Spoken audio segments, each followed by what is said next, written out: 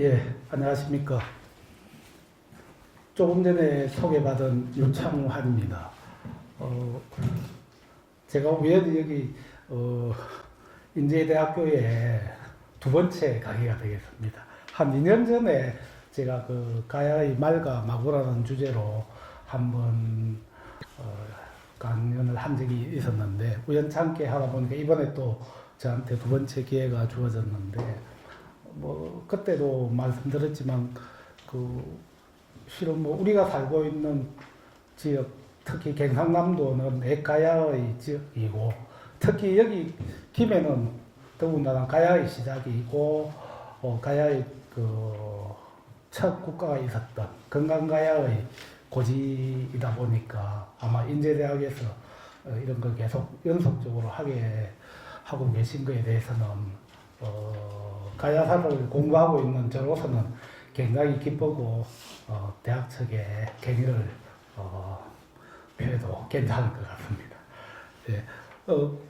제목이 한강유역의 가야 합천 옥천 고분군 이렇게 되어 있는데 사실은 합천 옥천 고분군 하면은 일반인들에게는 그다지 알려지지 않은 그런 고분군인데 최근에 가야 고분군이 세계유산으로 등재되면서 그 중에 한 개 고분군으로 옥천 고분군이 포함됨으로써 이제 알려지게 된 거죠. 잘 아시겠지만은 7개 고분군. 그러니까 여기 김해 대성동 고분군을 시작으로 마리산 고분군, 지산동 고분군, 성악동 고분군, 옥천 고분군 등등 7개의 고분군이 세계유산으로 지정이 되었는데 그 중에 하나인 합천 옥천 고분군에 대해서 오늘 제가 그동안에 발굴조사된 내용을 중심으로 한번 간단하게 소개할까 합니다. 예, 잘 아시겠지만 우리가 흔히 아는 가야 하면은 6개 가야. 이렇게 김해에 있는 건강가야를 시작해서 아라가야, 대가야 이렇게 쭉 이렇게 가야에 대해서 우리가 일반적으로 알고 있고 이러한 가야가 있었던 시기는 결국에 북쪽의 고구려, 남쪽의 서쪽의 백제, 남쪽의 동쪽의 신라가 있었던 시절에 신라 백제 사이에 있었던 고대 국가가 가야가 되겠죠, 그죠? 이렇게 면적으로 치면은 전체 우리 한반도 고구려 영역을 비교해 봤을 때 많지는 넓지는 않습니다만은 그래도 지도상 이렇지 상당히 넓은 지역입니다, 사실은 그죠. 그래서 이 그림은 우리가 흔히 너무나 잘 알고 계시듯이 강개토 대왕 그의 아들 장수왕대의 우리나라 강력도인데, 그러니까 고구려가 지금의 중국 동북 삼성 지역까지 거의 다 고구려 영역이었던 거죠. 이때 이제 남쪽에 백제 신라 사이에 있었던 게 가야인데, 그러니까 삼국사기, 삼국유사에 의하다 보니까 그냥 삼국시대, 그러다 보니까 이제 사국시대라고 해야 된다라고 이야기를 많이 하고 있고, 그게 상당히 그럴다라고 인정은 되는데 아직은 교과서에서는 여전히 삼국시대로 표기가 되고 있는 실정입니다. 영역도 그렇지만은 연대적으로 보더라도 사국시대라고 해도 무방하죠, 그죠? 그러니까 사실은 고구려, 백제, 신라, 가야가 있었던 시기가 훨씬 길거든요. 그러니까 신라가 백제, 고구려를 병합하면 불과 100년 정도예요. 가야 멸망 이후 100년 이후에 다 했으니까. 그 전에 수백 년간은 가야도 고구려, 백제, 신라와 더불어 있었으니까 당연히 사국시대라고 해야 될 거고, 그러한 가야는 이 그림과 같이 우리가 흔히 이야기하는 삼국유사에 나오는 육가야에 의한 이 정도의 영역에 있었던 것으로 우리가 일반적으로 알고 있는데, 사실은 이제 우리가 요 경상남도만 표시를 한 겁니다만은 경상남도 전역에 빽빽하게 이렇게 가야인들이 남긴 유적들이 남아 있습니다. 그 중에서도 가장 많이 남아 있는 게 고분인데, 그런 고문을 통해서 우리가 조사 연구를 해보니까 이와 같이 삼국유사에 나오는 육가야 외에도 많은 가야들이 있었다라는 게 현재까지의 그 성과가 되겠습니다. 물론 육가야 외에 그 명칭만 비정되거나 위치가 전혀 알지 못하는 것도 아주 많습니다. 그러다 보니까 그 일각에서는 뭐 이게 뭐 식민지 사관의 잔재다 막 이랬었는데 사실은 그렇진 않죠. 그 뭐 이른바 일본 서기에 기록된 명칭이다 보니까 식민사관의 잔재라고 하지만 사실은 일본 서기에만 기록되어 있는 게 아니거든요. 이게 중국 측 사서에도 다 기록이 되어 있고 한때 다만 위치와 국명이 정확하게 그렇다라고 하기가 어려운 것들이 상당히 많다라는 거고, 그러다 보니까 아마 그 삼국사기나 삼국유사가 기록된 게 결국에 삼국시대가 아니고 고려시대 후기에 이제 편찬이 되는데, 그러다 보니까 아마 대표적인 가야만 기록을 하다 보니까 아마 6개의 가야로 이렇게 적혀진 것 같습니다. 그렇기도 하지만 특히 이 가야의 경우에는 뭐 사기나 유사에 봉기가 기록되지 않는 바람에 하나의 국가로서 또는 여러 가야의 역사에 대해서 전혀 알 수 없는 그런 실정인데, 결국에 기록을 통해서는 알 수 없고 고고학적인 유적, 고문을 통해서 가야의 역사를 우리가 실체를 연구하고 밝히고 있는 실정입니다. 우리 김해를 예를 들더라도 실은 우리 김해에는 수로왕릉 묻으시는 흥하울릉도 있고 그 다음에 그 보항토성도 있고 쭉 있습니다만은 실은 기록은 그래도 문자로 남아있기 때문에 우리가 기록을 해석을 하거나 해서 뭔가를 알 수가 있지만은 사실은 수로왕릉이나 보항토성이나 것들이 있지만은 유적이 있지만은 유적은 말을 하진 않거든요. 결국에 유적을 우리가 말을 시켜야 되는데 당대에 우리가 말을 시키려고 하면은 많은 유적을 그냥 봐서 되는 게 아니고 조사를 해서 그 속에 있는 것들을 결국에 유물이라고 하는데 유물과 함께 그 다음에 촘촘하게 연구를 해야 당대의 역사를 상당히 어느 정도 밝힐 수 있는데, 우리 김해 같은 경우는 결국에 대성동 고분군의 조사를 통해서 비로소 김해가 그냥 기록에 몇 줄 나오는 뭐 강력한 초기 가야 국가가 아니고 유물을 통해서 확실하게 실정을 하게 된 거죠. 그래서 아까 보는 이런 여러 고분, 경상남도만 해도 여러 고분들이 있는데, 이런 고분 가운데 합천 지역에 있었던 고분군이 옥정고분군이다. 옥정고분군. 이게 옥정고분군에 대한 최초의 기록은 일제강점기에 이렇게 표시가 되어 있습니다.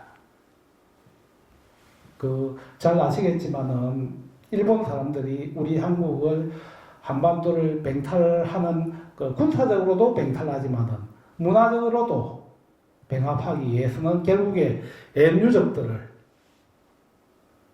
옛유적들에 대한 기록과 조사를 굉장히 많이 합니다. 뭐 긍정적으로 생각하면 우리나라 문화유적을 조사하고 수립하고 기록했다라고는 하겠지만 사실은 세계사적으로 보더라도 식민지 국가를 만드는 제국주의들은 기본적으로 하는 게 일단 문화적인 기록과 수집을 항상 같이 하거든요. 그래서 아마 일본인들 역시 그렇게 했는데, 그러한 기록 중에 옥정고분군이 이미 일제강점기에 벌써 기록이 되고 있습니다.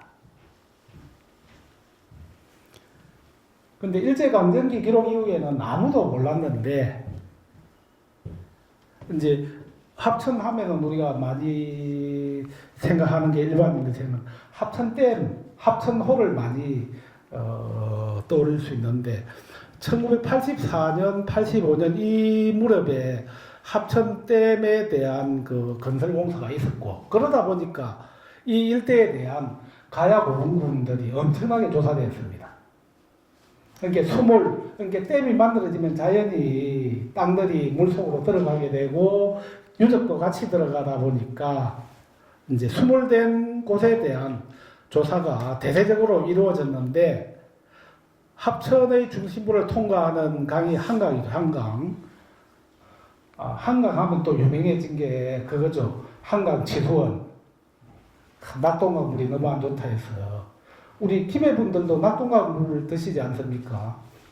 저는 진주에 있다 보니까 우연히 남강물을 먹고 있습니다만은, 그러다 보니까 이제 남강물에 비해서 낙동강 물이 상대적으로 좀 지수가 낮다 해서 한강물을 끌어다가, 바로 여기가 낙동강이거든요. 그러니까 한강의 물을 끌어다가 이제 낙동강하고 뭔가 하겠다 하는데, 그 치수원이 만들어진다는 곳이 바로 옥정고분군이 지나가는 바로 이 지점입니다. 그래서 또 한강이 유명해졌고 옥정고분군도 유명해졌습니다.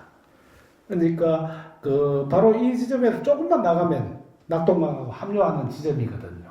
그러다 보니까 여기에 치수원을 만들려고 했던 지역인데, 그런데 생각해보면 이게 우연이 아니라는 거죠. 이게 인류가 기계 문명이 발달하기 아주 오래 전부터 결국에는 교통로, 물과 강과 바다를 이용을 해서 이동도 하고 무역도 하는데, 그 대표적인 게 결국에 낙동강의 관문지, 그 다음에 바다로 나갈 수 있는 입구에 있는 김해가 발달한 이유가 거기에 있거든요, 일찍이.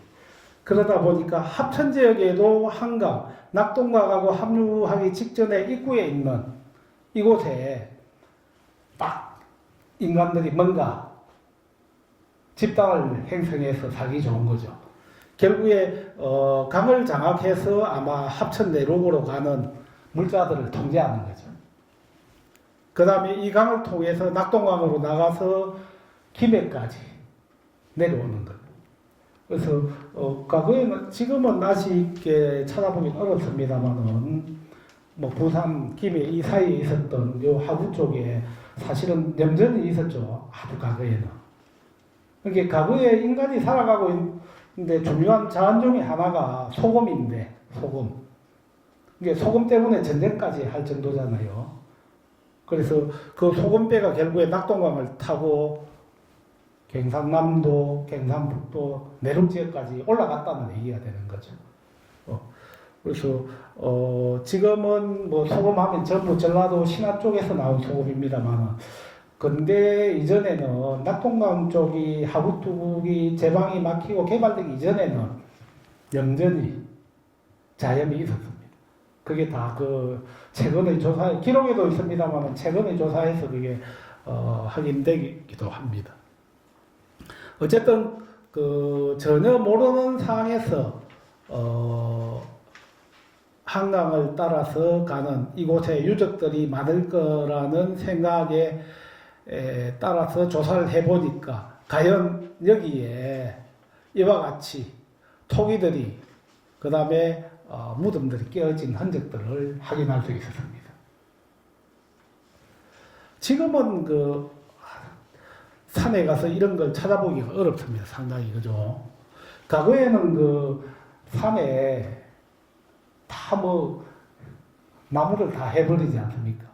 갈비라고 해서 소나무 잎까지 다 긁어버리니까 땅이 흔히 드러나서 산에 쉽게 접근도 되고, 파괴된 무덤이 파괴되거나 도굴로 인해서 파괴된 유물들이 나와 있는 걸 쉽게 볼 수 있었는데, 지금은 이걸 찾아보기는 어려운데, 어쨌든 80년대만 해도 산에 올라가면 이런 걸 종종 볼 수 있습니다. 그래서 이걸 통해서 이곳에 가야인들이 남긴 무덤이 있었구나 라는 걸 판단을 하고 바로 조사를 했습니다. 1985년도부터 조사가 시작되었는데, 이때만 하더라도 가야가 이렇게 지금 우리가 생각하는 가야가 이렇게까지 번성했는지를 몰랐습니다. 1985년도 같으면 대성동 고분군은 아직 조사도 안 될 때입니다. 대성동은 이후죠. 1985년 이전에 조사가 돼서 가야가 굉장하다라고 전국 국내외적으로 알려지게 된 것은 결국에 가까이 있는 부산 동네에 있는 복천동 고분군이죠. 아마 기억하실지 모르겠습니다만 부산 복천동 고분군을 그때 부산대학교 박물관에서 조사를 했는데 엄청난 유물들이 나와서 이게 가야 고분군이고 가야 문화가 굉장히 신라 백제에 버금갈 정도로 발달했다라고 이야기하던 시절인데 1985년도에 옥정 고분군 조사를 통해서 이런 것들이 대대적으로 발견이 되므로써 가야도 기록에 있는 가야 그냥 기록에 몇 줄 있는 가야가 아니고 진짜 신라 백제와 더불어서 엄청난 문화적인 발달을 이루었던 가야를 우리가 확인하게 된 겁니다. 그래서 다시 돌아가면은 아까 말씀드린 그 사진으로 봤던 한강이 이렇게 빠져내려가고 조금만 더 나가면 낙동강입니다. 바로 요 돌출구에 고분군이 있습니다. 사실은 우리 김해 대성동 고분군도 지형적인 입지는 요거와 비슷합니다. 지금은 다육지가 됐습니다만은 대성동 고분군 앞쪽까지 배가 들어왔을 겁니다. 가야 당대에는. 그래서 대개 가야와 이제 가야 고분군 또는 가야 고분군을 만들었던 소국들의 입지가 이와 같이 강과 바다를 가까이에 두고 발달하는 경우가 굉장히 많습니다. 그래서 여기에 있는 고분군을 저희들이 조사를 해보니까 다 발굴이 된 건 아닙니다만은 확인된 것만 하더라도 이와 같이 이 좁은 범위에 이렇게 촘촘하게 놓여져 있습니다. 그리고 대성동 고분군도 그렇습니다만은 순서가 여기서부터 이쪽으로 이동해 가면서 고분이 만들어집니다. 근데 이 고분이라는 게 결국에 쉽게 하면 고분은 과거 인간들의 무덤이긴 합니다만은 일반인들은 사실은 무덤을 만들기 어려웠습니다. 이게 대개 지배자들, 지배계층의 사람들. 그 다음에 지배계층 사람들 중에서도 왕들의 무덤은 좀 더 큰, 그죠? 그래서 여기에 보면 동그랗게 표시된 것들이 다 이제 봉토, 우리 김해 같으면은 볼 수 있는 수로왕릉과 같은 큰 봉토를 가진 고분입니다. 이쪽에는 봉토가 없이 그냥 지금 우리 대성동에 가면 이렇게 표시해 둔 거 있지 않습니까? 네모꼴로 표시해 둔 거. 그걸 목광묘라고 하는데 그런 것들이 여기에 있는 거죠. 그래서 시기적으로 보면은 우리 대성동은 좀 빠른 시기, 대개 4세기에서 5세기가 중심이고 여기에 있는 고분군들은 5세기에서 6세기 고분이다 보니까 조금 무덤의 구조가 조금 차이는 있습니다. 자, 그래서 우리가 조금 전에 말씀드린 것 같이 고분이 여기서부터 이쪽으로 가면서 이동하면서 만들어지는데 옥정 고분군의 경우에는 4세기 초부터 가야가 멸망하는 562년까지 쭉 이렇게 단계적으로 만들어지는데 그 단계적으로 만들어지는 게 똑같은 무덤이 만들어지는 게 아니고 제일 처음에는 목광묘, 그 다음에는 석광묘, 마지막에는 석실묘. 이와 같이 크게 목각, 석각, 석실이라는 무덤 구조 변화에 따라서 시기적으로 그게 만들어지게 되는데 그런 것들을 좀 더 자세히 살펴보면은 우선 4세기대의 옥정 고분군을 살펴보면은 이와 같이 그냥 우리가 걸어다니면서 보면은 지표상에서는 지상에서는 아무런 흔적이 없습니다. 알 수가 없습니다. 그래서 땅을 이렇게 파서 보면은 이와 같이 한번 파진 땅하고 바깥쪽 땅하고 차이가 있기 때문에 이와 같은 모습을 우리가 찾을 수 있고 이 내부에 목각을 넣은 흔적을 우리가 확인을 할 수 있습니다. 이처럼 순수하게 땅만 파서 만든 것도 있지만 이와 같이 목각인데 돌을 이렇게 요번에 지금 목각은 없어졌습니다만은 목각과 이 구덩이 사이에 돌을 채워서 만든 무덤도 만들어졌는데 문제는 이때는 토기들만 주로 부장이 되고 철기라든지 마구라든지 이런 무기 이런 것들은 아직 4세기대 옥정고분군에서는 보이지 않습니다. 그러니까 옥정고분군이 아직은 4세기대에는 아직 상당한 그 세력을 갖춘 그런 국가로 도달하지 않았다는 걸 알 수가 있는데 반면에 대성동 고분군 같은 경우에는 4세기대에 이미 번성을 하게 되거든요. 그래서 보통 우리가 가야를 이야기할 때 가야의 첫 출발을 김해로 이야기하는 이유가 기록에도 있습니다만은 이런 고고학적인 조사를 통해서도 4세기대에 김해만큼 강력한 세력을 갖춘 집단이 없었다라는 게 현재까지의 우리 그 조사의 결과입니다. 김해와 같은 이제 갑옷이라든지 말을 탈 수 있는 도구들이 나오기 시작한 것은 5세기가 돼야 됩니다. 이와 같이 무덤도 좀 더 커지고 칼도 있고 금동함도 있고 건기거리도 있고 그 다음에 이건 지금 투구가 지금 출토되는 상황이고 이거는 비늘 갑옷인데 고구려 고분백화에 나오는 김한무 사도를 보면 이렇게 사람이 그 갑옷을 입고 투구를 쓴 모습이 그려져 있는데 이런 것들이 우리 그 제일 먼저 들어오는 것이 김해 대성동 고분군이 되고 그 다음이 우리 옥정 고분군이 되겠습니다.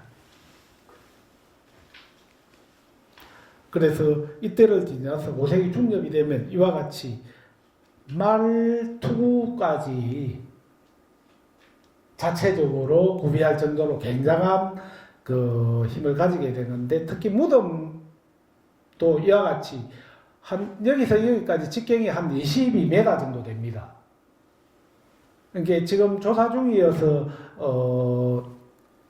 크게 표시가 안 납니다만 이 전체가 거의 원행인데 직경이 한 22m 정도 되고 이 안쪽에 한 7.5m 길이 7.5m 되는 무덤이 만들어진 그런 모습이고 주변에 이렇게 무덤이 몇 개 보이죠.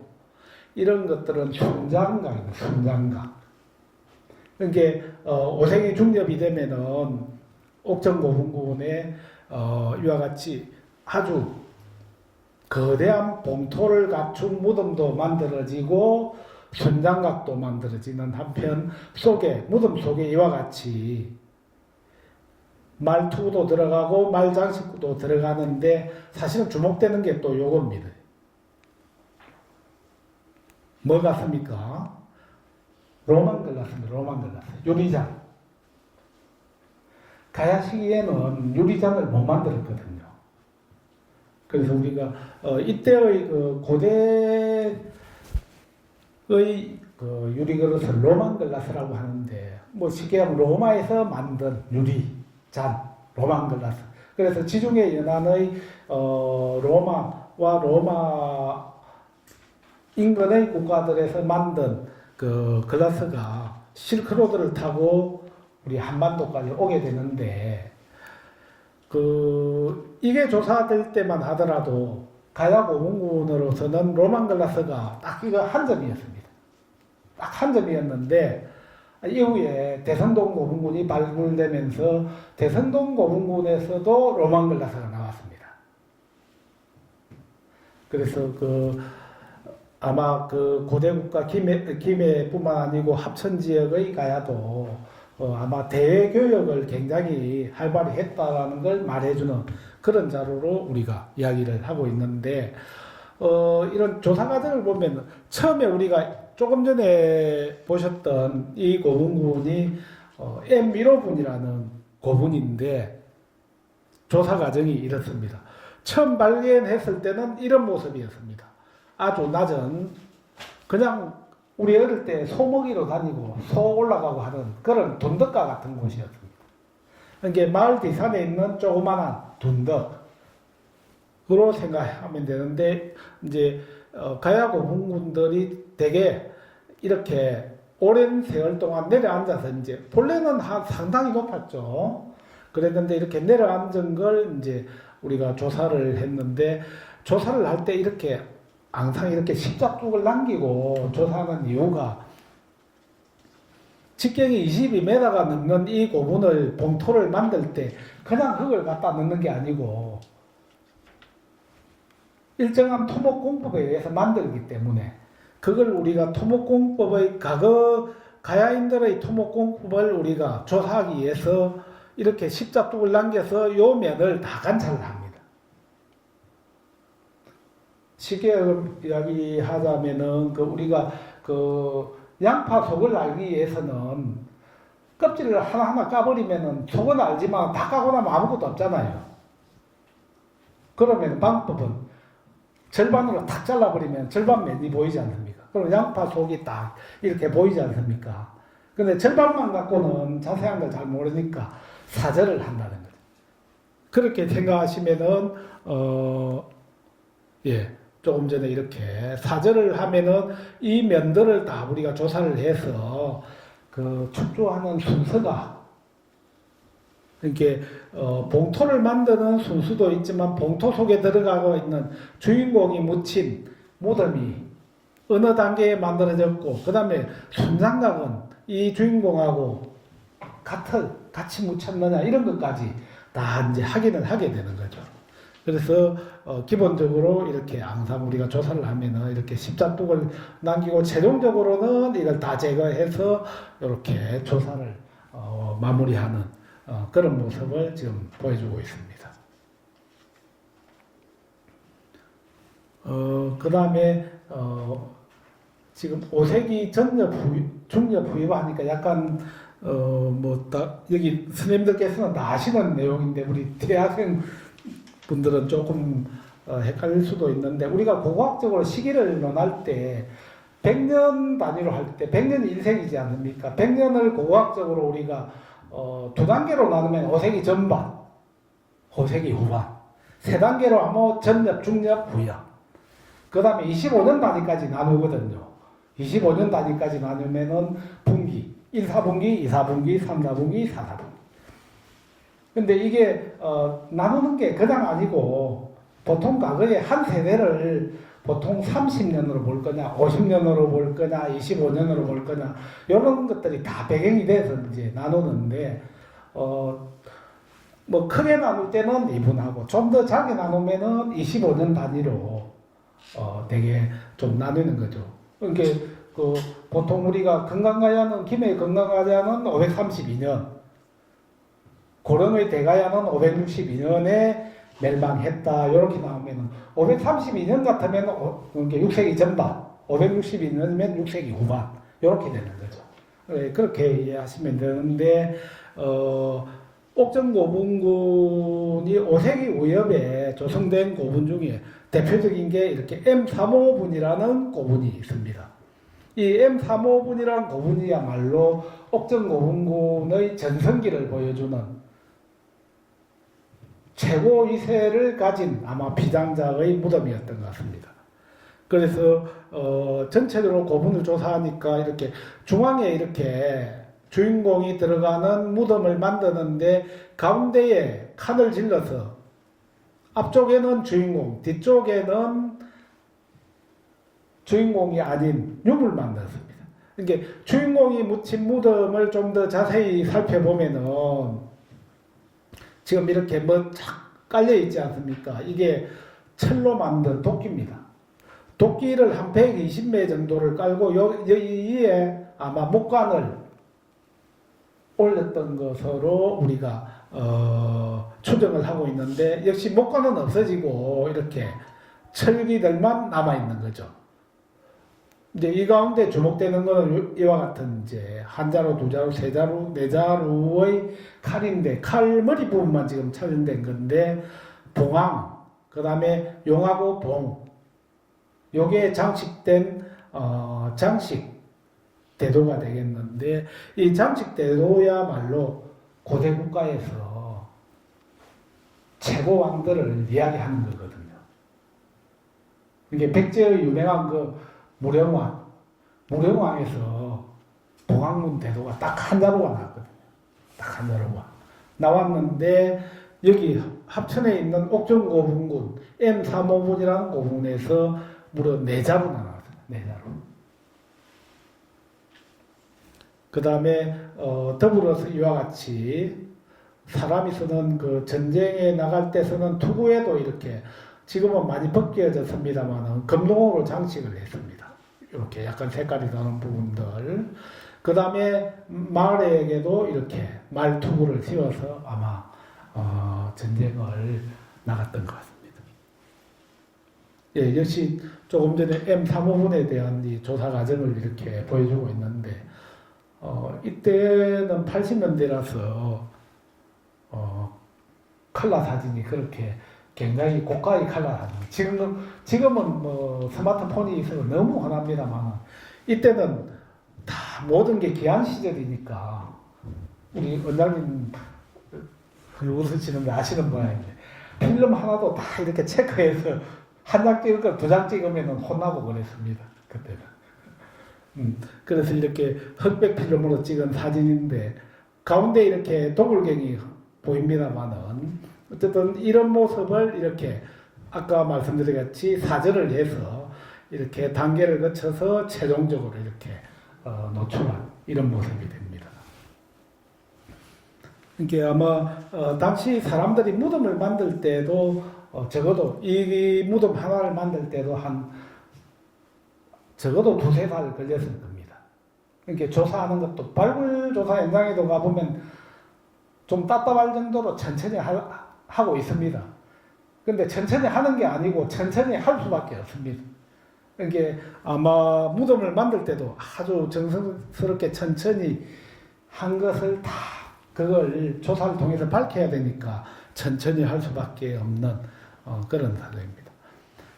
그래서 5세기를 지나서 6세기대가 되면은 무덤 구조가 이와 같이 완전히 돌로 만든 무덤, 석곽으로 바뀌는 석곽. 이게 그 유적 현장에 가보면 목각묘, 석각묘, 석신묘 막 이렇게 적혀 있는데 그걸 이제 우리 한글로 풀어 쓴다고 이제 뭐 나무 널무덤, 나무 덧널 무덤, 돌무지 덧널 무덤 막 이렇게 써져 있죠. 그게 이제 우리 한글로 풀어 쓴 건데 뭐 석각묘로 하는 게 좋은지 뭐 굳은 돌 덧널 무덤 하는 게 좋을지 그거는 뭐 잘 모르겠습니다만은 아마 그거는 결국에 언어라는 것도 이해하는 세대가 그리 배우면 그리 가는 것 같습니다. 그러니까 우리 원장님 세대의 다재석기 배우면 뭐 깬석기 하면 전혀 머릿속에 안 들어오거든요. 우리 학생분들은 깬석기 해야 알죠, 그죠? 간석기, 마제석기 하면 마제가 뭐죠? 이건 바로 벌써 그와 같이 이것도 석강묘가 좋으냐, 굳은 돌 덧는 무덤이 좋으냐를 따지는 게 중요한 게 아니고 어릴 때부터 어떤 용어로 배웠느냐가 중요한 것 같습니다. 그래서 6세기대가 되면 이와 같이 어쨌든 좁고 긴 돌로 만든 무덤이 만들어지는데 사실은 가야고분 하면은 석강묘, 굳은 돌 덧널 무덤이 대표적인 무덤 구조라고 책에 나와 있습니다. 교과서에 나와 있는데 그거는 그런데 너무 그렇게 강조하면 맞는 건 아니고요. 그러니까 전기가야 쉽게 뭐 건강가야가 중심이던 시절의 가야고분은 목각묘, 나무 덧널 무덤이 중심 묘제. 그 다음에 후기가야 때는 돌로 만든 석각묘, 돌 걷는 무덤이 중심이고 이렇게 이제 크게 2단계로 나뉘게 되는 거죠. 그래서 옥정고문군에도 그러다 보니까 아마 6세기대는 다른 가야와 마찬가지로 돌로 만든 무덤을 다 쓰게 되고, 여기에는 그런데 6세기대가 되면은 사실은 가야 입장에서는 신라하고 백제 사이에 있다 보니까 신라하고만 일방적으로 친할 수도 없고 백제하고도 일방적으로 친할 수 없다 보니까 조금 양쪽을 좀 왔다 갔다 합니다. 그럼 오늘날 국제관계도 그렇듯이 가야 입장에서는 가야의 이해관계에 따라서 하는데 아마 6세기대 가야 같은 경우에는 처음에는 신라와 좀 가까웠습니다. 그러다가 신라가 사실은 그게 아마 본격적인 계기가 되는 게 신라가 532년에 김해 지역을 신라화 하면서 가야인들이 저거 신라 못 믿겠다 이러니까 백제 쪽으로 바뀌게 되는데 이때 그런 것들이 여기 옥정 지역에도 이와 같이 신라 이른바 출자인 금동가지 이건 신라 경주 지역에서 나온 겁니다만 이런 금동관들이 가야 지역에 들어올 정도로 신라하고 아주 가까웠습니다. 그러다가 이제 6세기 중엽 그렇게 가야가 멸망하기 직전이 되면 오히려 이제 조금 전에 말씀드린 것 같이 백제하고 가까워지는데 백제의 대표적인 무덤이 석실묘거든요. 돌로 만든 돌박 무덤. 역시 옥정고문군에도 이와 같은 돌박 무덤이 만들어지고 길거리 그 다음에 목간에도 이와 같이 금동으로 장식된 모설로 장식을 하는데 이 다무령왕릉에서도 나오는 게 이 옥정 지역에서도 나오거든요. 그래서 이런 걸 통해서 우리가 6세기 전엽의 상은 신라하고 좀 더 가까웠다가 중엽에는 좀 더 백제와 가까운 이런 것들을 유물을 통해서 알 수가 있고 이 6세기 중엽 M11호분을 끝으로 거의 옥정고문군에는 그 왕묘들의 축조는 중단이 되고 대개 이제 신라화되는데 신라의 돌박 무덤 구조는 이와 같이 좀 내목골에 가까운 무덤이거든요. 그래서 아마 6세기 가야가 멸망한 6세기 말 7세기대가 되면은 이와 같이 그 신라식의 석실이 옥정고문군에도 들어와서 이제 가야가 거의 신라화가 되었다라는 걸 우리가 고고학적으로 확인을 할 수 있습니다. 그래서 지금까지는 대개 우리가 무덤을 통해서 옥정고문군의 그런 흐름을 살펴봤는데 이제는 그 유물을 통해서 한번 옥정고문군이 어떠한 성격을 지녔는지에 대해서 좀 이야기하도록 하겠습니다.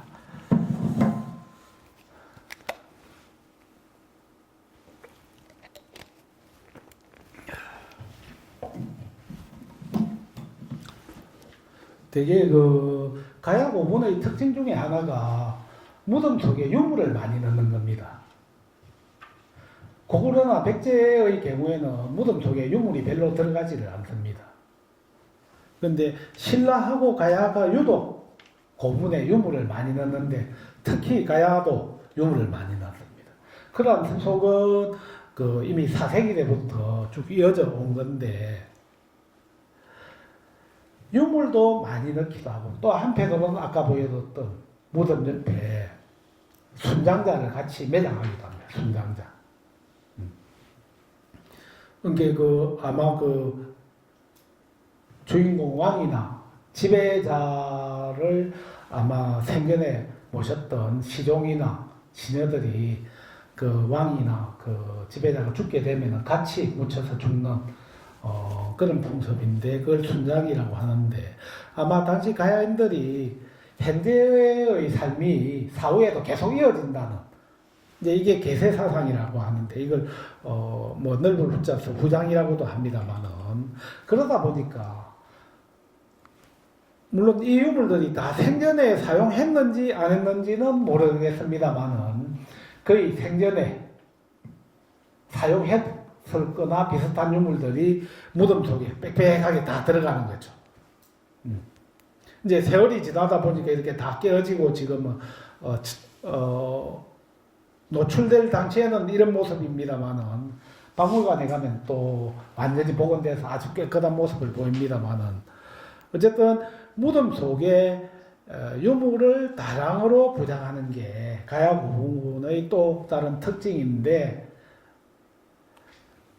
유물이 많다는 것은 결국에 그 유물을 통해서 가야의 역사를 좀 더 촘촘하게 아까 무덤 같은 경우에는 크게 그 장구한 가야의 역사를 목각묘 단계, 석각묘 단계, 석실묘 단계 이렇게 세 단계로만 갖고 설명하기가 너무 길지 않습니까? 근데 유물을 가지고 이야기를 하면 아주 좀 더 잘게 이야기를 할 수가 있거든요.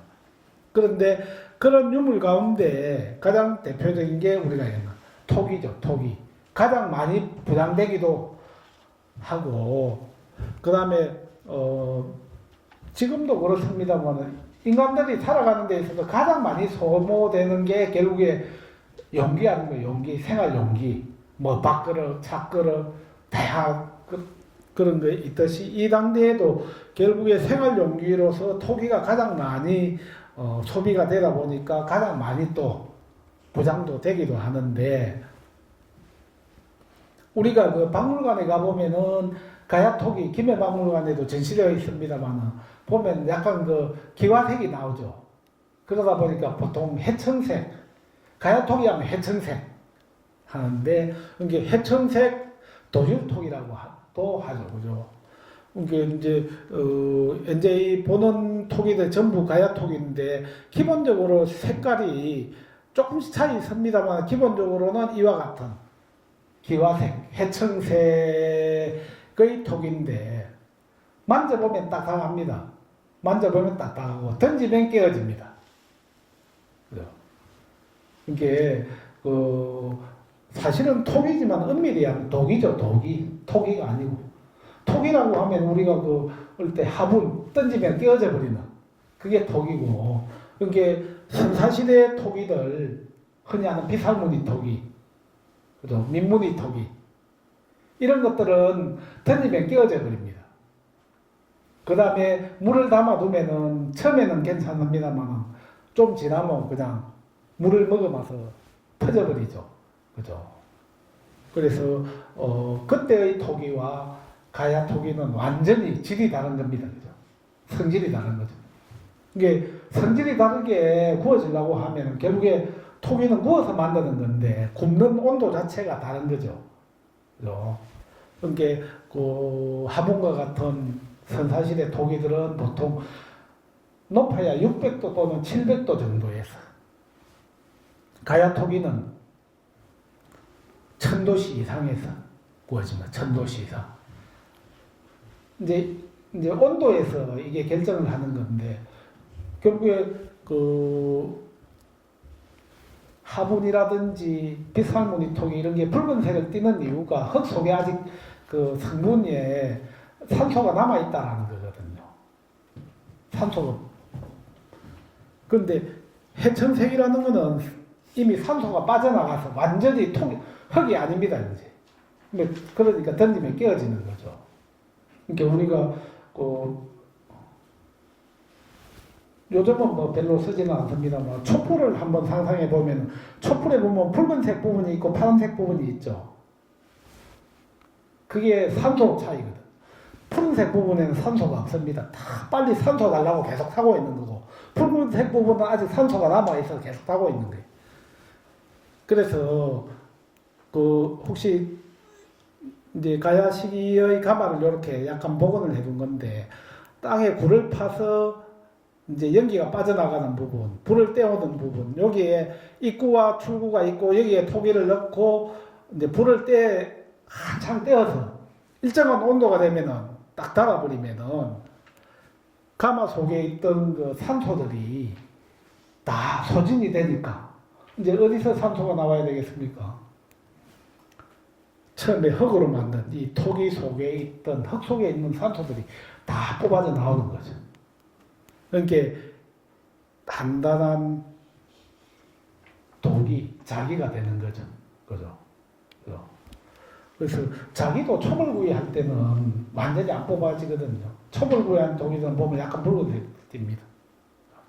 그래서 그러다 보니까 이 가야 토기들도 보면은 색깔도 그렇습니다만 어떤 곳은 보면 표면이 번득번득한 게 있습니다. 그죠? 이제 이게 흙 속에 있던 토기 속에 있던 토기를 만든 태토 속에 있던 그런 유리질 성분들이 녹아서 흘러내린 겁니다. 유약을 입힌 게 아니고. 가야 토기는 유약을 안 입히거든요. 그래서 우리가 표현할 때 자연유라고 하는데, 자연유. 흙 속에 있는 유리질 성분이 녹여나와서 이렇게 흘러내린 겁니다. 이와 같이 약간 번득거리는 부분이 있죠. 그래서 이런 토기들이 이제 가야 유물을 대표하는 게 가야 토기인데, 가야 토기도 지역마다 조금씩 차이가 있긴 있어서 크게 4대 양식이라고 이야기하는데, 예를 들면은 우리가 건강가야 양식 토기, 아라가야 양식 토기, 대가야 양식 토기, 소가야 양식 토기, 이렇게 해서 가야 토기 4대 양식이라고 하는데, 가야의 영역에 대해서 기록에 정확하지도 않고 또 건강가야의 영역에 대해서도 정확하지 않다 보니까 가장 유물 중에 많은 이 토기가, 건강가야 토기가 어느 선까지 나오는지를 우리가 추적을 해서 건강가야의 범위를 하기는 합니다. 물론 그게 상당한 약간의 단순히 점만 있어서는 되지는 않겠죠. 그죠? 흔히 이야기하는 점선면, 점에서 선으로 갔다 면이 영역이 확정이 되어야 되니까. 그래서 우리가 예를 들면 건강가야 양식 토기의 서쪽의 경계가 적어도 지금 옛날에는 마산, 지금 창원입니까? 창원, hen동, 도계동 이 정도 라인까지는 건강가야 지역, 저쪽으로는 양산 뭐 이런 식으로 이야기를 하는 거거든요. 그러면서도 한편으로는 건강가야 토기가 일본에도 있고 저 영산강 쪽에도 있거든요. 그런 것들에 대해서는 이제 우리 김해 가야인들의 어떤 대외적인 활동이라든지 여러 가지 그런 걸로 우리가 이야기를 하죠.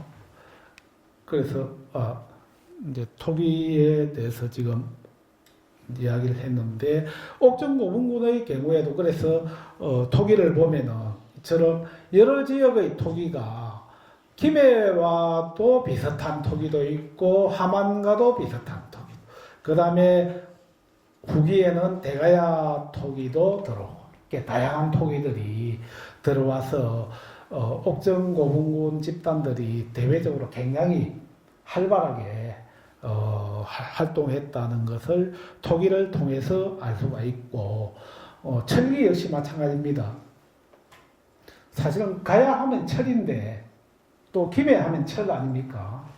그래서 과거 기록에 의해서 추적을 해보면 이와 같은 루트가 있었는데, 아마 중국에서 넘어온 이런 해상 루트를 따라서 결국에 김해 지역에 와서 김해에서 일본으로 넘어가는 이런 이제 일종의 어떤 사람은 철의 루트, 철의 길 이렇게 이야기하는데 충분히 가능한 이야기입니다.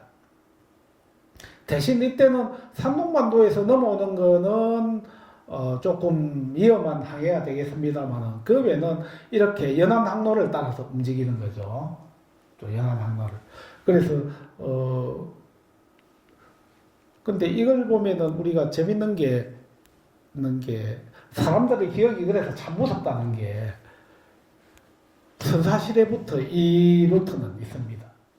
그리고 사실은 임진왜란 때도 일본이 한반도를 침략할 때 해로는 이 루트를 그리고 침략을 했습니다. 이 루트마다 외선들이 있거든요. 중요 거점마다. 그러니까 이게 사람들의 기억을 통해서 전성도 되고 문자를 통해서 전성되기도 하는데, 이런 것들이 계속 전성이 된다는 거죠. 그래서 임진왜란 때도 그래 했는데 일제강점기 때도 그랬습니다. 이 사람들이. 그러다 보니까 이른바 해군 부대라든지 해군 군수 부대 이런 것들은 다 이렇게 진해, 여수, 통영, 뭐 부산 다 이런 식으로 하는 거죠. 이게 이게 한때는 뭐 대항해 시대에는 지도 전쟁이라고 하는 이유가 그냥 단순한 지도가 아니거든요, 그게. 그래서 아마 이런 기록들은 계속 아마 앞으로도 이 루트는 계속 미래에도 계속 아마 이용될 것 같은데 지금 그래서 이 점들을 따라서 추적을 해보면은 아까 말씀드린 이 지점에 그 목포 남쪽에 군곡리 배총이라고 있는데 그쪽에 그건 원삼국 시대 그러니까 여기가 또 사만 시대 배난 시기의 배총인데 거기에서도 이쪽 우리 가야 지역의 유물들이 나올 정도거든요. 그래서 이걸 타고 결국에 낙랑까지. 근데 이 그림이 없습니다만 사실은 항로 말고 육로로서도 이렇게 내려오는 게 있거든요. 그래서 철기가 가야 지역에서는 매우 중요한데 옥정고분군이야말로 진짜 철기가 어떤 고분군보다 많은 다양한 철기가 나와서 옥정고분군의 특징하면은 또 철기를 이야기하는데 그 중에서도 무구입니다. 이게 이와 같이 칼이라든지 그 다음에 갑옷. 근데 갑옷도 이렇게 판으로 만든 갑옷이 있고 그 다음에 이렇게 비늘 조각으로 만든 비늘 갑옷도 있는데 이런 것들을 복원하면 이와 같이 복원이 되는 거죠. 결국에 삼국시대에 가장 많이 하는 게 결국에 기록에도 보면 나오지만 영토전쟁인데 영토전쟁을 한 데 있어 기본은 정목전쟁을 한 데 있는 기본은 군사력이었는데 아마 옥정고분군을 조성한 집단도 기본적으로 이런 군사력을 배경으로 아마 성장한 집단 같은데 그런 것들이 이런 유물을 통해서 우리가 확인이 되는 거죠. 또 한편으로는 말을 타는 군대 이 보면은 우리가 고구려 고문백화에 보면은 이와 같이 말을 탄 기마무사가 서로 이렇게 전쟁을 하는 모습이 보이는데 고구려의 경우에는 이렇게 고문백화에는 이런 그림이 있습니다만 실제 유물은 확인이 거의 안 됩니다. 근데 이런 것들은 다 가야 지역에서 지금 확인이 되어서 고구려의 모습을 오히려 가야 유물을 통해서 우리가 다시 이야기를 할 수도 있는데 예를 들면은 한번 보십시오. 말을 탄 말머리에 이렇게 두 군데 이렇게 모습이 이건 그림이고 이건 실물입니다만은 똑같지 않습니까? 너무나 같습니다. 아마 이런 것들은 그 당대의 최고 기술, 최신 기술의 작품이기 때문에 모양이 쉽게 변하지 않습니다. 모양이. 그래서 아마 고구려에서 기본적인 아마 모델을 수입을 해서 아마 가야 지역에서 자체적으로 이렇게 만들었던 것 같습니다. 그래서 이제 역시 이것도 고구려 고문백화에 나옵니다만은 우리가 영화에서 보는 이렇게 밀집 중장비되어 있는 데까지 고구려에서는 활용할 정도였으니까요. 이게 지휘관이 있고 부대가 하나, 둘, 셋, 넷, 다섯, 여섯, 일곱, 여덟, 아홉, 열, 열두 명이 한 부대로 편성이 돼서 이렇게 요 전쟁같이 우리가 특히 유럽 영화들 보면은 말탄 병사들이 부대를 이끌어서 진군하지 않습니까? 이런 모습을 우리 한반도 삼국시대에서도 확인을 할 수 있는데 이런 것들을 우리가 실물 자료를 통해서 가야 지역에서 확인을 할 수 있는 거죠. 말갑옷입니다만 말갑옷이고 말갑옷 주변에 이렇게 말등자라고 해서 이게 양쪽으로 배치되어 있는데 이 모습이죠. 이 모습. 그러니까 우리가 자전거를 타면은 자전거 페달이 없으면 물론 잘 타는 사람은 뭐 페달 없이도 살 수 있습니다만은 페달이 있어야 균형을 잡고 나갈 수 있지 않습니까? 그래서 영화를 보더라도 사람들이 발에 뭘 걸고 배를 발로 차지 않습니까? 그와 같이 이런 그 장비를 중장비를 하고 말을 타기 위해서는 반드시 말 발걸이가 필요했거든요. 그런데 그 뜻밖에도 그런데 말을 많이 타는 유목민들은 오히려 늦게 이걸 말등자를 사용을 하게 되는데 요건데요. 요거. 그래서 전쟁을 할 때도 그렇지만 사냥을 할 때도 이렇게 전진하면서 활을 쏘더라도 말 이렇게 버틸 수 있는 받침이 있어야 되고 뒤돌아 쏠 때도 뭔가 받침이 있어야 되는데 그러려고 하면은 요게 꼭 있어야 되는 거죠.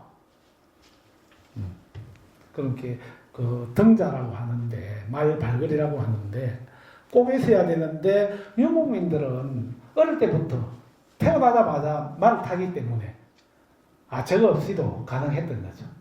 근데 이게 이제 농경민한테 넘어오니까 자전거를 안 타는 사람이 갑자기 자전거를 타려니까 페달이 있어야 되는 거죠. 그러다 보니까 이 받침이 필요했던 겁니다.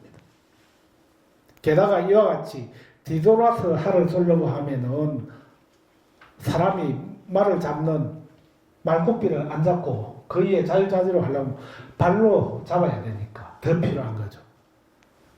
그래서 재밌는 게 보면 이거는 이거 보십시오. 이거 중동 지역에 있는 기병들이 말을 쏘는데 뒤돌아서 쏘는 거거든요. 뒤돌아서. 근데 뒤돌아서 쏘는 이 활을 쏘는 전법이 유목민들의 특징이거든요.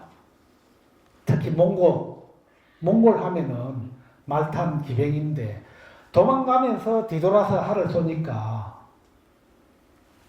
못 잡는 거죠. 근데 그 십자군 전쟁 때도 이 십자군 전쟁 모습인데 유럽 기사들이 번번이 초반에 당한 이유가 도망가는데 분명히 뒤돌아서 활을 쏘니까 당한 거거든. 그래서 그 뭐 세계사적으로 보면 이건 뭐 파르티아 산법이라고도 하고 다양한 용어가 있습니다만은 우리 고구려 지역에서도 일찍이 아마 유목민을 통해서 습득을 한 것 같은데 어쨌든 이런 그 사냥이라든지 전쟁이 갑옷을 입고 전쟁을 하기 위해서는 여러 말을 무장할 수 있는 그런 것들이 필요했는데 옥정고분군에서 이런 것들이 다 한 세트로 여러 세트가 나오고 있습니다. 또 하나는 결국에 뭐 말도 전쟁에 나갈 때는 전투마가 되지만 평상시에는 의뢰 행렬할 때는 또 장식마가 되어야 되니까 말에도 장식을 했습니다. 그래서 이와 같이 금으로 만든 방울이라든지 그 다음에 칠해거리 이런 것들을 만들어서 말을 타게 되는데 물론 이건 일반인들은 거의 불가능하고 왕들이나 가능한 이야기죠. 그죠? 이게 말 한 마리를 키우려고 하면 엄청난 비용이 지불되거든요. 그 다음에 장신구가 되겠습니다만은 뭐 장신구는 인류가 지구상에 탄생할 때부터 다 관심을 가져서 구석기 시대에도 신석기 시대에도 이와 같이 뭐 고갯배라든지 조갯배를 가지고 이렇게 장신구를 만들었는데 가야 시기에 들어오면은 이와 같이 뭐 금이라든지 옥으로 만든 장신구들이 굉장히 유행하게 되는데 옥정고분군의 경우에 이와 같이 금으로 만든 귀걸이가 아주 여러 가지 형태로 이렇게 나오고 있습니다. 한 1500년 정도 되었는데, 뭐, 출토될 때의 모습입니다. 출토될 때. 이게, 은 같은 경우는 이렇게 깨끗하게 안 남아 있습니다. 그래서 금이 좋은 것 같습니다. 금하고 옥, 그 다음에 유리, 수정제, 수정 이런 것들은 깨끗하게 남아 있습니다. 그러니까 출토 당시에 이렇게 깨끗한 것을 이제 박물관에 가져와서 깨끗하게 이렇게 세척을 하고 나니까 뭐 지금 사진 상태입니다만 지금 봐도 아주 화려한 모습으로 이렇게 예 그렇죠. 목걸이 그 다음에 허리띠도 있고 팔찌도 있습니다. 팔찌 예. 그 다음에 옥정고분군에서 나오는 유물 중에 좀 특이한 게 유자익이라는 게 있는데 그 철판입니다만 철판에 이 보면은 그 새 모양이 달렸죠. 새 모양이 그죠? 이게 잘 안 되네요. 새가 달려 있는데 새는 결국에 쉽게 뭐 영혼의 전달자죠. 그죠? 영매라고 하죠. 영매. 영혼을 그러니까 이성에서 저성으로 가는 영혼을 전달해주는 그런 역할을 하는 게 새인데 이와 같이 철판에 새 모양을 장식을 해서 무덤에 넣고 근데 이 김해 지역의 경우에는 보면은 토기를 오리 모양 토기 만들어가 무덤에 넣고 하는 게 다 이제 그런 어떤 영혼의 전달자로서의 기능을 하는 새를 같이 묻는 그런 행위인데 이런 것들이 무덤 속에서 거의 다 각 무덤마다 거의 한 점씩 다 나올 정도로 많이 나왔습니다. 예.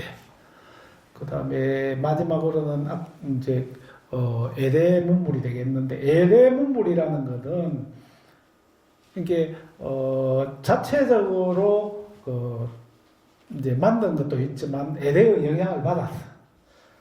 그걸 이제 모방해서 만든 그런 유물까지 포함해서 에레 유물이라고 할 수 있는데 가야하면 역시 그 대외 교섭이 상당히 가야를 성장하고 발전시키는데 중요한 역할을 하는데 특히 우리 그 김해 지역의 경우의 모습을 보면 아까 그림에서도 봤습니다만은 이런 해상을 통한 대외 교역이 굉장히 활발했습니다.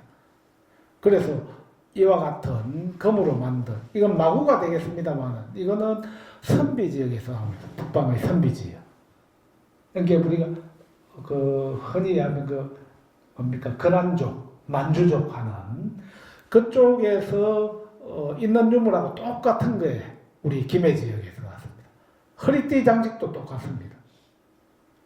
그래서 보통 우리가 그 박물관들에 가보면 유목민들이 금을 굉장히 좋아하거든요. 이게 이른바 스키타이. 그죠? 중원에 있는 중화민족들보다 유목민들이 금을 좋아하는데 그 유목민들이 중국 북방 지역으로 와서 말도 타고 그 다음에 간복 체계도 완성하면서 금으로 그걸 상징을 하게 되는데 그런 것들이 우리 김해 지역으로 먼저 들어와서 김해 지역을 통해서 나머지 가야 지역으로 다시 전파되는 그런 모습을 이렇게 그림으로 보여주고 있는데 아까 보셨던 이런 마구 이와 같이 지금 말투를 이렇게 하나 둘 셋 네 개를 표시를 해놨는데 이 그림은 선비 지역에서 나왔던 말투 이 두 개는 옥정고분군 그 다음에 요거는 일본에서 나온 겁니다. 그래서 중국 동북지방에 있는 선비, 가야, 일본 열도로 이어지는 이런 어떤 대외 교역의 그런 루트를 우리가 생각해 볼 수 있습니다. 그리고 요거는 아까 보셨던 로만글라스인데 아마 로만글라스 역시 아마 그 실크로드를 통해서 중국 북방을 통해서 아마 가야 지역으로 들어왔다라고 그렇게 저희들이 예상을 하고 있습니다. 그러한 가운데 좀 더 세부적으로 보면은 이른바 그 아까 말씀드린 그 가야 하면은 처음에는 건강가야, 후기에는 대가야가 가야의 중심이 되는데 대가야계 문물이 이른바 6세기 이후에 가야의 여러 지역으로 전달이 되는데 아마 옥전 지역에도 이런 것들이 들어와서 6세기 이후에는 옥전 지역의 세력이 대가야와 매우 관계가 깊었다라는 걸 알 수가 있고 또 한편으로는 아까 보셨던 신라와의 관계도 보여주는 이와 같이 신라 지역에는 이렇게 로만 글라스가 여러 점이 나왔습니다. 가야에 비해서 신라는 많이 나왔는데 아마 신라 쪽으로 아마 로만 글라스가 많이 들어갔던 것 같아요. 그래서 그쪽에서 아마 옥전 지역으로 이렇게 로만 글라스가 들어온 걸로 생각되는데 아마 이 금동관이 들어온 것으로 봐서는 아마 신라 쪽에서 들어온 게 아닌가 그렇게 해석을 하고 있고 그 다음에 마지막으로 백제계 문물은 아까 말씀드린 무령왕릉 석실 그 다음 옥전 MCB로 본 석실이 매우 유사하다는 거하고 여기에서 나왔던 유물들 이렇게 허리띠 장식 그 다음에 간장식 귀걸이들이 무령왕릉 출토품하고 매우 같다라는 걸 알 수가 있고 또 하나는 이렇게 청동그릇입니다만은 청동제 그릇도 당시에는 매우 귀한 건데 결국에 그 무령왕릉을 중심으로 하는 백제 지역에서 주로 생산되는 것들이거든요. 이런 것들이 아마 가야 지역으로 넘어오게 되는데 역시 이거는 6세기대 이후의 사정이 되겠습니다. 마지막으로는 이제 고구려 북방계 유물인데 여기에 대해서는 아까 그 말씀드린 것 같이 이런 말투구들 그다음에 좀 전에 그다음에 사람 머리에서는 투구도 똑같이 비슷한 게 있습니다. 예. 그래서 지금까지 약간 좀 간단하게 지금까지 조사된 옥정고분문에 대한 조사 내용을 가지고 설명을 드렸는데 처음에도 말씀드렸지만 가야의 경우에는 문헌에 지어나는 육가야 외에도 많은 가야가 우리 경상남도 지역을 중심으로 있었고 심지어는 아마 선진강 넘어 이른바 호남 동부 지역 일부에도 가야가 있었던 것으로 가야의 유물을 통해서 확인이 되고 있습니다.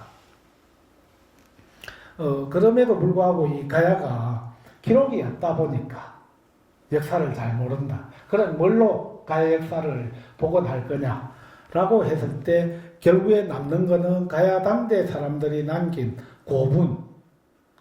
고분군이다 해서 그 중에서 대표적인 고분군 그러니까 김해의 대성동 고분군, 함안의 마리산 고분군, 고성의 송악동 고분군, 창녕의 교동과 송현동 고분군, 그 다음에 합천의 옥정 고분군, 고령의 지상동 고분군, 그 다음에 또 하나는 호남 동부 지역에 있는 남원 유곡리와 두락리 고분군, 이렇게 7개 고분군이